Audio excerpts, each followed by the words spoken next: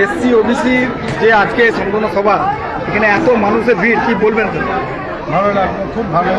এই যে অর্গানাইজেশনটা করেছে, যে আমাদের যে এসসি এসটি যে অর্গানাইজেশন যেটা ডিস্ট্রিক্টে তারা যে অর্গানাইজ করেছে, এটা অসাধারণ। তোমরা দেখো হল ভর্তি, তাদের যেগুলো বক্তব্য শুনলাম, এবং আমরা চেষ্টা করবো পরবর্তীকালে সেগুলো সলভ করার জন্য।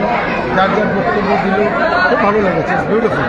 এই যে সংগঠন, এই অন্নদারণকৃতে আরও যারা রয়েছে, সাগর রয়েছে, যারা রয়েছে আমাদের গৌরাঙ্গ, সবাই মিলে যে ব্যায়ামচিকিতে এসসি এসটি 2 নম্বর ব্লক থেকে দীর্ঘদিন ধরে তারা তৃণমূলের একটা শাখা সংগঠন তারা চালিয়ে যাচ্ছে। তার বহিঃপ্রকাশটা আজকে দেখতে পেলে খুব সুন্দর হয়েছে, দেখার মতো। 4 তারিখেও দেখতে পাবেন, 4 তারিখে আরও ভালো করে দেখতে পাওয়া যাবে। আচ্ছা, এই প্রতিবেদন ঠিক আছে। ঠিক আছে, অন্নদা একটু বলুন।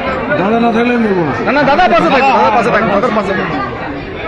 আজকের যে অনুষ্ঠান, এত মানুষের জনসম্মুখ, তোমার এই 2 নম্বর ব্লক এসসি এসটি ওবিসি সেলের পক্ষ থেকে কি বলবেন স্যার? আমি কেউ নয়, প্রথমে হচ্ছে আমরা দুর্গাপুর 2 নম্বর block SC OBC Trinamool Congress পরিবারের প্রত্যেকটা ওয়ার্ড সভাপতি, ব্লক সভাপতি, প্রত্যেকে আমরা এসেছি আজকে একটাই বার্তা দিতে, যে যেই অত্যাচারটা তপশিলি মানুষের, ওবিসি মানুষের ওপর বিজেপি করছে, সেই অত্যাচারটা জবাব দেওয়ার দিন হিসেবে আমরা বেছে নিয়েছি 23 এপ্রিল।